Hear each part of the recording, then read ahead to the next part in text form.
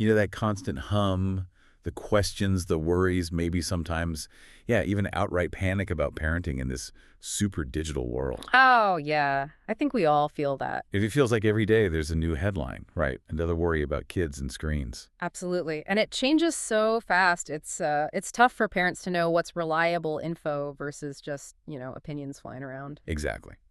So today we're doing a deep dive. We're going into some really insightful research-backed stuff on parenting in the digital age. Mm-hmm. We're pulling directly from Professor Jacqueline Nessie's brilliant work, her Substack newsletter, Technosapiens. Fantastic resource. Totally. Our mission here is basically to pull out the most important nuggets, the key insights from her work, and give you a shortcut, kind of, to getting well-informed on this really critical topic. Yeah. So let's get into it. Okay. So a really key thing Nessie stresses right away is grounding all this advice in understanding adolescence itself. Right. The teen years. Yeah, roughly ages 10 to 20. We often think of it as just difficult, challenging. Yeah. Storm and stress idea. Exactly.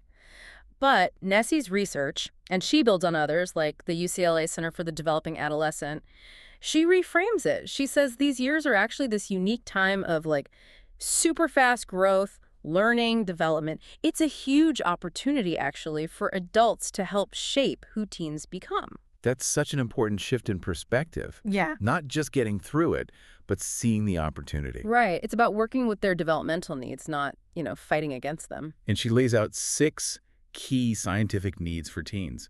That sounds like a really useful framework for parents. It really is. So first up is exploration and risk-taking. Okay. Teen brains are just wired for excitement, for novelty.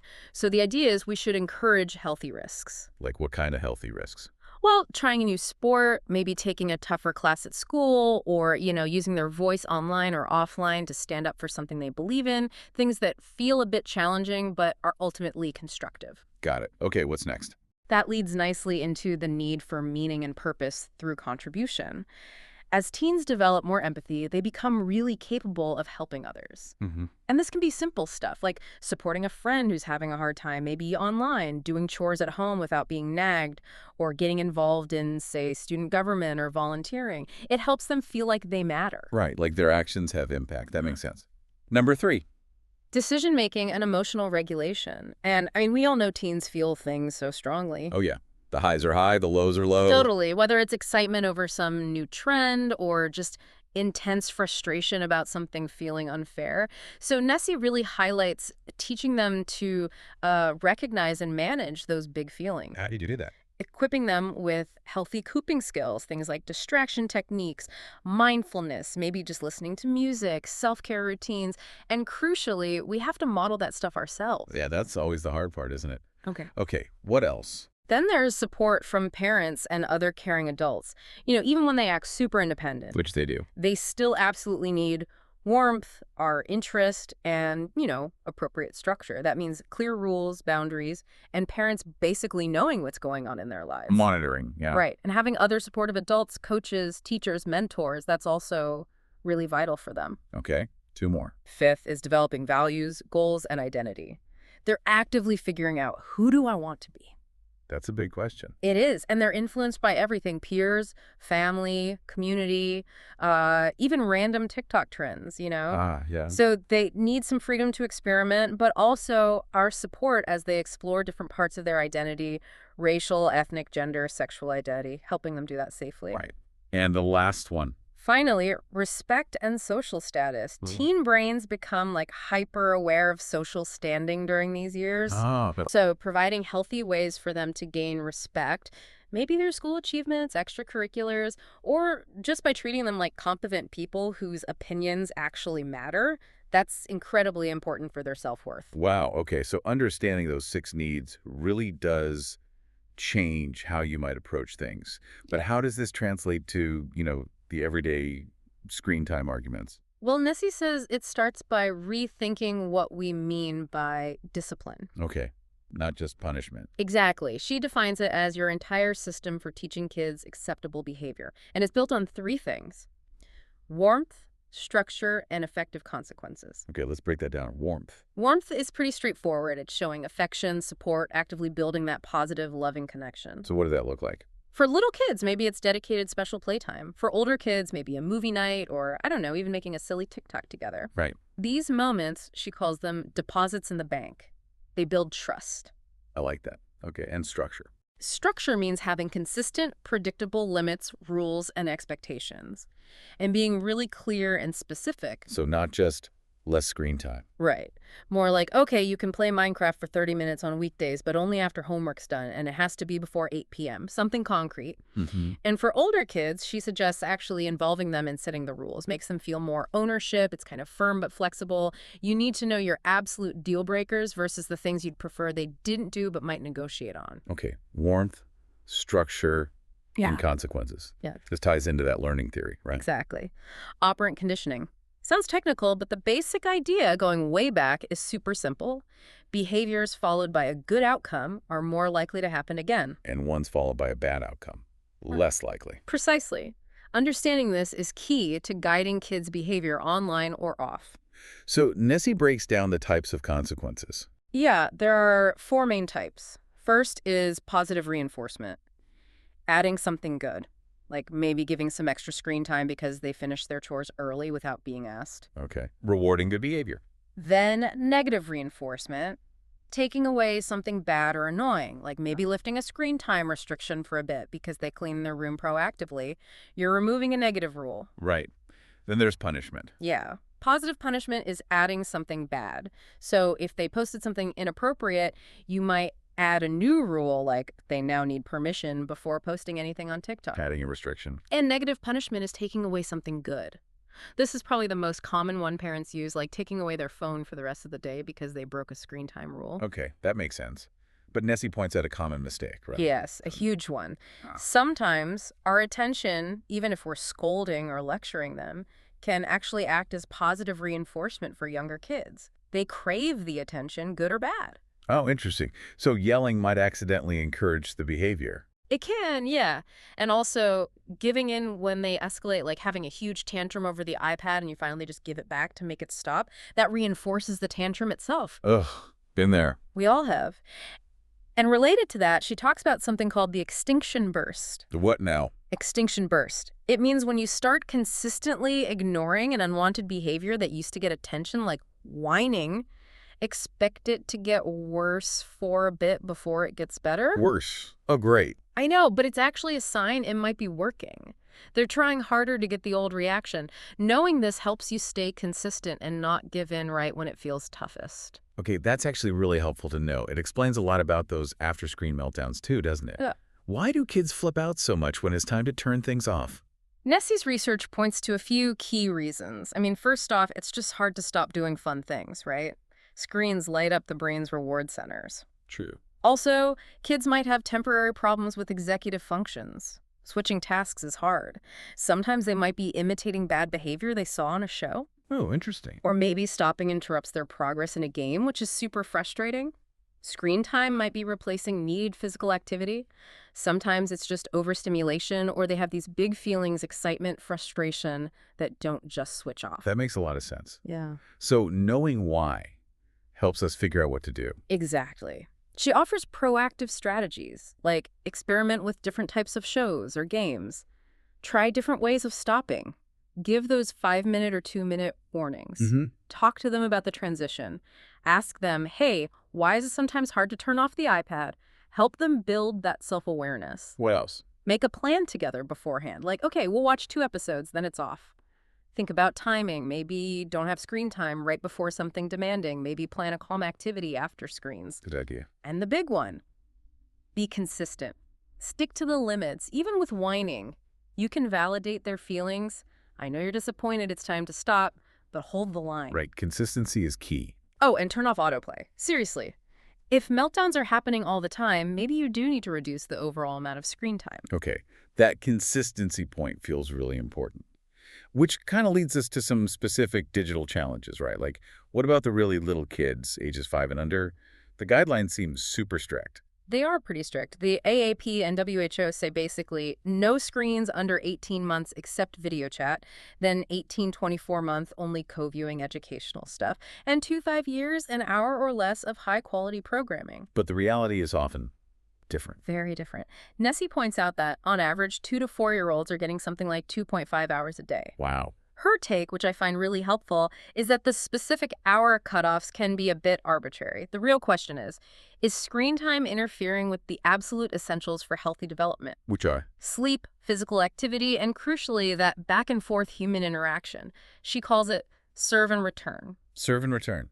Like tennis. Kind of. Imagine a baby babbles or points. The parent serves back by responding, naming the objects, making eye contact. That responsive interaction is fundamental for brain development. Too much passive screen time can get in the way of that. Got it. So it's about balance and what screen time might be displacing. What about what they watch? Does it have to be educational? Nessie says developmentally appropriate is key. It doesn't always have to be explicitly educational, but those shows often do have positive messages. She looks for 4 qualities in good shows. They should be active, prompting responses, engaging, holding attention without being overwhelming, meaningful, connecting to their lives, and socially interactive, modeling positive interactions. Like Daniel Tiger or Sesame Street? Exactly. Daniel Tiger, Sesame Street, Dora, Super WHY, those kinds of shows often hit those marks. And do kids actually learn from screens at that age? Well, Nessie highlights the video deficit. Basically, kids under 3 learn way less effectively from a 2D screen compared to a real live person. Why is that? A screen can't respond contingently, offer different angles, provide that rich multisensory input like a real person or object can. Once kids are 3 or older, some learning can happen from screens, but it's significantly boosted if you co-view, watch with them, and talk about it. Okay. And for stopping those screen time battles with little ones, any quick tips? Yeah, similar ideas. Clear expectations before screens go on, offer simple choices, turn it off now or in 2 minutes, give simple reasons, time for bath, use visual timers, give warnings, be consistent afterwards, and validate feelings while holding the boundary firm. Great practical advice. Okay, let's shift gears to something that causes a lot of anxiety. Dopamine, the whole screen addiction fear. Right. The narrative is often that screens cause these dangerous dopamine surges, just like drugs, leading to addiction. So what's the reality, according to Nessie's research? What is dopamine doing? She provides a really important clarification. Dopamine isn't just a pleasure chemical. It's a neurotransmitter involved in lots of things, movement, sleep, learning. But its main role here is motivation. It drives us to seek out rewarding things. So screens are rewarding. Yes. Like many enjoyable activities, dopamine gets released. And social media platforms especially are designed very cleverly. Features like endless scrolling, unpredictable likes that creates what scientists call variable reward schedules. It leverages that dopamine response to keep us engaged, keep us coming back. But is it really addiction, like drug addiction? Nessie is clear. For most people, no, it's not comparable. Problematic, maybe even addictive-like use can happen for a small percentage of kids, but currently there's no official diagnosis like social media addiction in the main diagnostic manuals. Okay, so the takeaway for parents. Don't panic about dopamine specifically. Focus instead on promoting moderation, ensuring screens aren't crowding out other rewarding activities, playing outside, hanging out with friends in person, hobbies, all that stuff. Aim for balance. That's a much calmer perspective. We can talk video games. They're everywhere, right? Especially for boys. Almost universal, like 97% of teen boys, 83% of teen girls play. And yeah, boys average way more time over 2 hours a day compared to under an hour for girls. Are they inherently bad? What does the research say? Generally, Nessie finds little evidence of inherent harm from gaming itself. In fact, there are some cognitive benefits linked to certain types of games, things like better working memory, faster reaction times, improved attention skills. And socially. They can be a really important social space, particularly for boys, a way to connect, cooperate, compete with friends. But the big question is always, when is it too much? Yeah, and Nessie brings it back to that key question. What are the games replacing? Right. If gaming is consistently pushing out sleep, homework, physical activity, face-to-face socializing, that's when you need to be concerned. What about actual gaming disorder? Is that a real thing? It is. It's characterized by things like losing control over gaming, giving it increasing priority over everything else, and continuing to game despite negative consequences. It affects maybe 1 to 9% of teens. If you're seriously worried about that pattern, seeking professional advice is the way to go. Okay. And the elephant in the room. Violent video games. Are they dangerous? The debate is so heated. It is. Nessie presents a nuanced view based on the bulk of research. Studies do show small, short-term increases in aggressive thoughts, feelings, and maybe behaviors right after playing. Okay, small and short term. Right. But there's very little evidence linking violent game playing to long-term serious violence or criminal behavior. That connection is often overstated in the media. So how should parents handle violent games then? Nessie gives 5 key pieces of advice. 1, know the research, understand the nuance, the short-term versus long-term findings. 2, know your child, how's their temperament, who are their friends. 3, know the games, actually play with them or watch, check ratings on sites like Common Sense Media. 4, talk about it. Discuss your family values, your concerns about the content. And 5, set flexible limits. Use that collaborative, autonomy-supportive approach. Involve them in setting boundaries around what they play and when. That seems really balanced. Okay, one more big debate area. Phones in schools. Why are schools considering bans? Well, the reasons are pretty clear. Worries about distraction, interfering with learning, potential negative impacts on social skills like less face-to-face interaction, cyberbullying concerns, and general worries about mental health. And what does the research say? Are phones actually distracting? Oh, yeah. The research is pretty solid on that. Smartphones are distracting. Even just having one nearby, even if it's off, can impact attention and performance on cognitive tasks. Okay, so they're distracting. But do bans actually work? Does banning phones improve things? That's where the evidence gets a bit more mixed, according to Nessie. Some studies, like one in England, found small but significant improvements in test scores after bans, especially for lower-achieving students. Okay, so some positive effect there. But other studies, in places like Norway and Sweden, found minimal or no impact overall, or maybe effects only for certain student groups. So it's not a simple bans work or bans don't work. Exactly. Nessie suggests that limiting phone use during the school day makes logical sense to reduce distraction. But the details really matter. How is the ban enforced? Do teachers have support? It's not a magic bullet. Right. A phone ban isn't going to solve the entire youth mental health crisis on its own. Precisely. There are many factors involved in student well-being at school, and phones are just one piece of a much larger puzzle. Okay, this is all incredibly helpful context. Let's pivot now to some really practical tools. Yeah. The number one question I hear is, when is the right age to get a kid a smartphone? And Ness's answer, maybe frustratingly for some, is there's no single right age. Huh, yeah, I figured. Her general advice, based on the evidence of potential interference with social skills and academics, especially for younger teens, is to wait if you can. Delaying is often beneficial. But how do you know if your kid is ready? She offers a great framework called the 4 R's to help parents think it through. Okay, what are they? Responsibility. Does your child generally show responsibility in other areas of their life? Do they understand what it means to be responsible with a device? Rules. Do they understand the rules you'll set and why those rules exist? Risks. Do they have a basic understanding of potential online risks, like privacy issues or cyberbullying? And reasons. What are their actual reasons for wanting a phone? Is it genuine need or just peer pressure? Yeah, it's a really useful checklist. What if you decide they're not ready for a smartphone, or you just want alternatives? Nessie mentioned several options. There are basic phones, yeah. Flip phones still exist. Wow. There are also these minimalist, kid-friendly smartphones like Gab, Pinwheel, or Bark phones, which have limited functionality. And smartwatches can be a good intermediate step, too, allowing calls and texts with approved contacts, but no internet browser or apps. Okay, good options. So let's say they have the phone. Now, boundaries and parental controls. Nessie has some specific rules she recommends. Yes, some really actionable ones. First and foremost, no phone in the bedroom, especially at night. Sleep is just too important. Absolutely critical. Second, establish at least one other phone-free zone or time, maybe family meals, maybe car rides. Oh. Third, require permission before downloading new apps or making in-app purchases.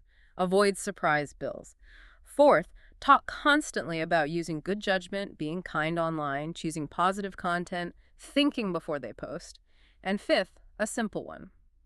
They need to respond to texts or calls from parents reasonably promptly. That seems fair. What about the technical side parental controls? Are they effective?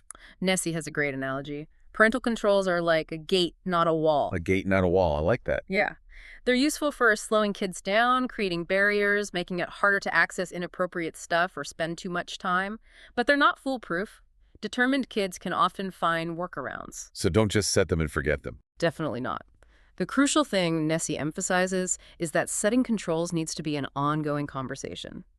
Sit down with your child, explain why you're setting certain limits, listen to their perspective, and adjust the controls together as they get older and show more responsibility. Can you give some examples of the kinds of controls available? Sure. On Instagram, for instance, teen accounts default to private now, and there are restrictions on who can message them. Parents can use the supervision tools to see who they follow and who follows them, who they message, not the content, and set daily time limits. Okay. What about TikTok? TikTok has different settings for younger teens, 13 to 15, versus older ones, 16, 17, regarding things like direct messages and comments. They also have family pairing, which lets a parent link their account to manage settings, including screen time. And Snapchat. Seems like a tricky one. Snapchat also has settings to limit contact from strangers for teens. Their Family Center lets parents see their child's friends list and who they've messaged recently. Again, not the content, but just the contacts, which gives some oversight. YouTube offers YouTube Kids for the youngest. For older kids, there are supervised accounts parents can manage, allowing them to choose content levels, block channels, turn off search, and see watch history. There's also a general restricted mode filter. And then just the phone's operating system itself. Right. Both Android with Google Family Link and iOS with Apple Family Sharing and Screen Time have built-in tools. You can set time limits for specific apps or overall usage, approve app downloads, track location, and filter web content. So many tools. Lots of tools. But the key, as Nessie stresses again and again, is that the technology is only part of it. The conversations, the warmth, the structure, that's the foundation. Wow. We have really covered a huge amount of ground today. It's incredible how much insight is packed into Professor Nessie's Technosapiens work, from understanding how teens tick to these really concrete strategies for screens. Absolutely. It really underscores that idea of evidence-based parenting. Nessie often talks about it like a three-legged stool. Oh. Yeah. The research, like everything we've discussed today, that's one crucial leg. But the other two legs are just as important. Your own unique expertise as a parent who knows your child best, and your child's individual characteristics, their temperament, their strengths, their challenges. So the science gives us direction, but we still need to use our judgment. Exactly. The research provides the map, maybe, but you are the one driving, adapting to the specific terrain of your family and your child. Your informed judgment makes it work. That's a really empowering way to think about it. It leads to a final thought, maybe, for everyone listening. Yeah, perhaps something to mull over. In this world where digital tech just keeps changing so fast, how can you shift from just reacting to the latest crisis or headline? Yeah. How can you proactively take these kinds of evidence-based insights we've talked about and use them to really shape a digital environment at home that doesn't just help your kids survive, but actually helps them thrive?